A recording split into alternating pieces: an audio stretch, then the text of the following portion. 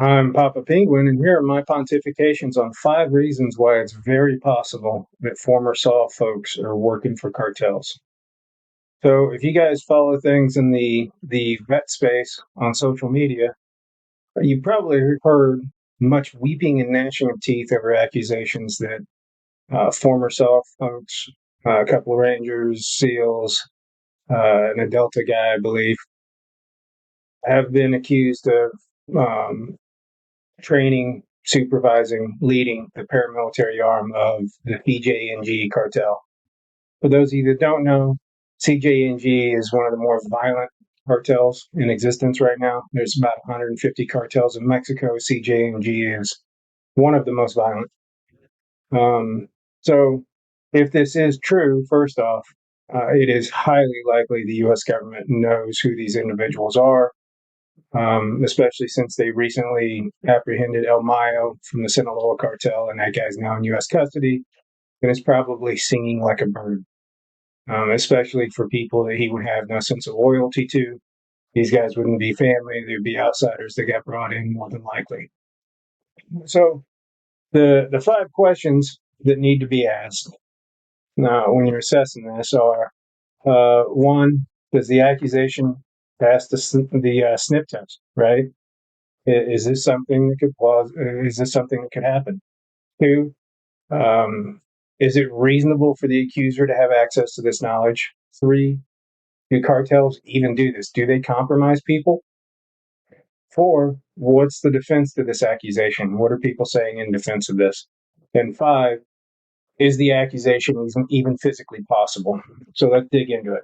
First off, does this accusation pass the sniff test? Number one.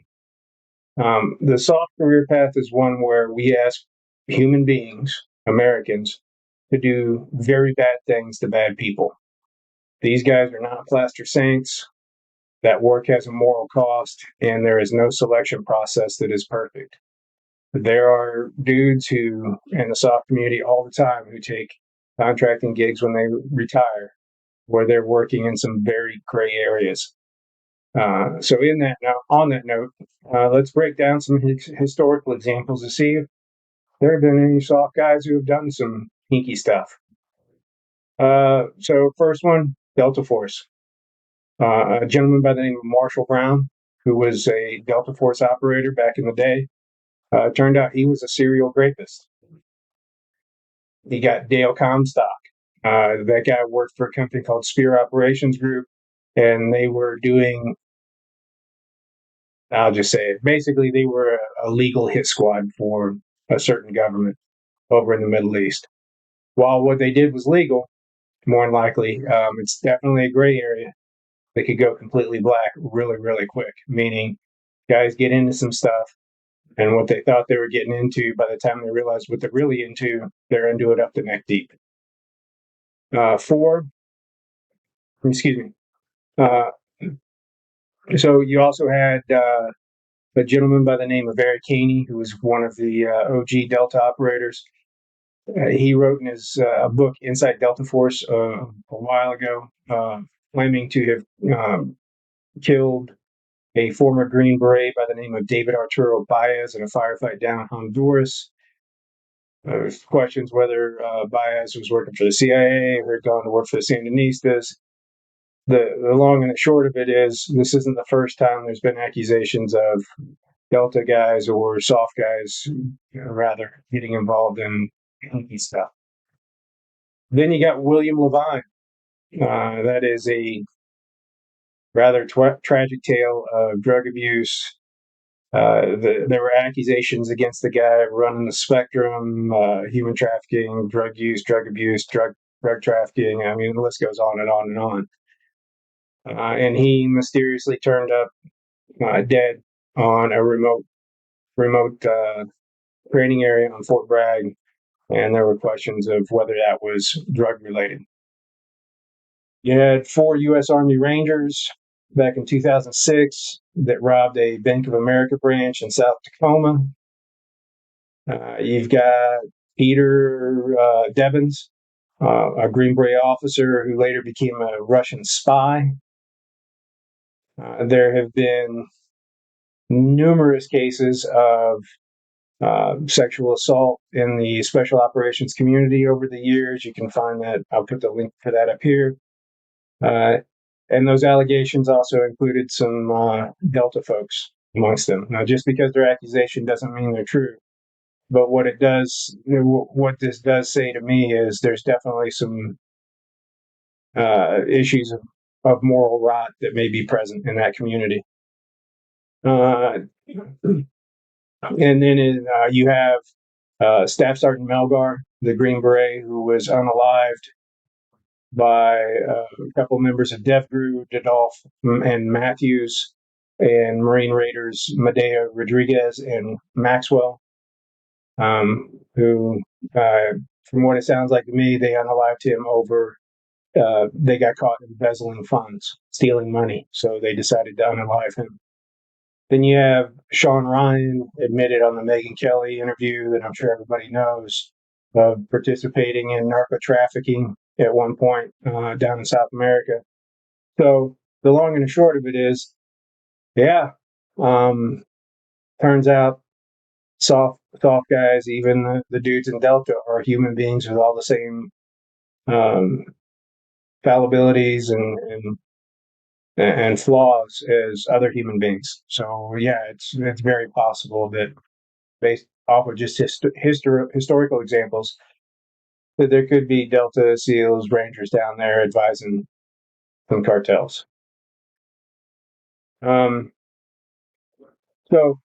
the guy who made this accusation, would it be reasonable for him to have access to this knowledge? So Rossini was a guy who got wrapped up in some pretty serious criminal stuff involving cartels. He did double-digit numbers of prison time. He was in prison for a long time. I believe some in the prison community call that getting jersey numbers, right?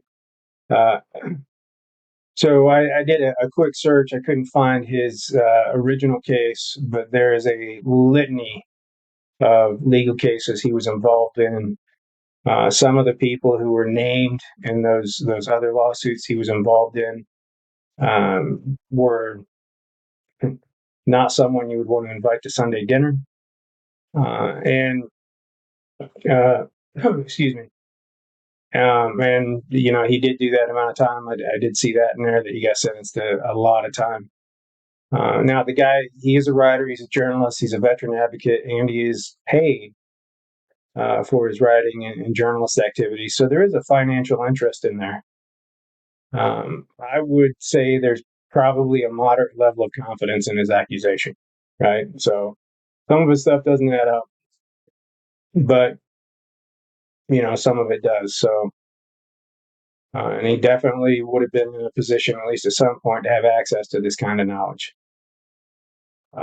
So, 3, do the cartels compromise people? Do they bribe people? Yeah, they're really good at it. All you'd have to do is do a simple Google search, and you're going to find a plethora of cases where law enforcement officials inside the United States have been convicted of taking bribes, payoffs, running drugs, distributing drugs. And there's a litany of examples in Mexico itself. The whole, when they show up and they tell government officials, they being the cartel, shows up and tells government officials, silver or lead, meaning take a bribe or we're going to shoot you. Lots of examples of that. And there was even an investigative journalist by the name of Gary Webb. And he's, some of his stuff is, some of his accusations are borderline conspiracy theory, but I think it's more true than not. He wrote a series called Dark Alliance back in the 80s and 90s about how the U.S. government, he accused the U.S. government of getting involved in smuggling drugs into the U.S. and allowing drug trafficking organizations to sell drugs in the U.S. in exchange for their cooperation with various national security issues. So, yeah, cartels are good enough at bribing and compromising people that they even managed to strike a deal with the U.S. government to run drugs into this country at one point. What's the defense to this accusation? What are people saying about this? The most common defense you're going to see is people saying, I haven't heard anything. Nobody knows anything. Nobody's heard of this, right? So the first hole in that defense is, well, there is a possibility this could actually be an operation, right? And it's classified, and people in the know aren't going to talk about it to outsiders. They're going to keep their damn mouth shut about it. Um, it could be that the government knows about it and they've classified it because they've hacked, they figured out what comms they're doing. They're doing surveillance, and they don't want potential sources to get burned. They don't want people to change up their communications methods. So there's a couple of good reasons right there why it may exist, and nobody's talking about it. And the third reason is these dudes are intelligent. These dudes, being soft guys, are intelligent. They're highly experienced. They're trained in spycraft.